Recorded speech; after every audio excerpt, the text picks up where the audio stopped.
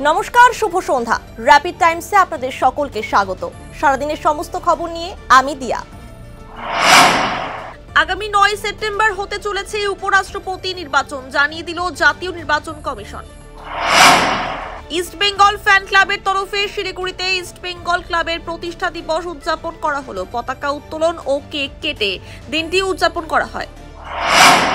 পুজোর অনুদান নিয়ে রাজ্য সরকারকে বিঁধলেন কেন্দ্রীয় মন্ত্রী তথা বিজেপির রাজ্য সভাপতি সুকান্ত মজুমদার। 100 দিনের কাজের বরাদ্দ নিয়ে রাজ্যকে কটাক্ষ করেন তিনি।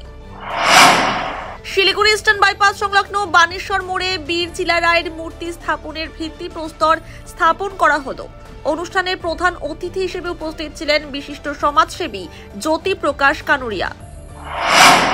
শিলিগুড়ির বানেশ্বর মোড় এলাকায় স্কুটি চুরি, অভিযুক্ত যুবককে হাতে নাতে ধরে পুলিশের হাতে তুলে দিল স্থানীয়রা।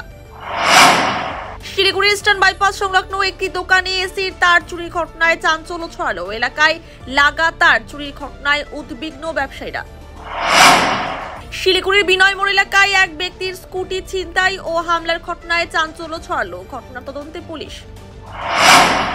শহরের সর্বত্র বাংলা ভাষায় সাইনবোর্ড লাগানোর উদ্যোগ ও শিক্ষার্থীদের পাশে দাঁড়ানোর জন্য মেয়র গৌতম দেবকে ধন্যবাদ জানালো তৃণমূল কংগ্রেস টাউন 3 নম্বর নমশূদ্র ও উদ্বাস্তু সেল।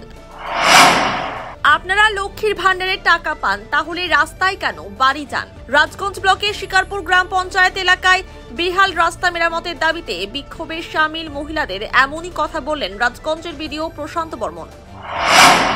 ভিন রাজ্যে শ্রমিকের কাজ করতে গিয়ে রহস্যজনকভাবে মৃত্যু হলো রাজগঞ্জের এক যুবকের। পরিবারের সঙ্গে দেখা করলেন রাজগঞ্জের বিধায়ক খগেশ্বর রায়।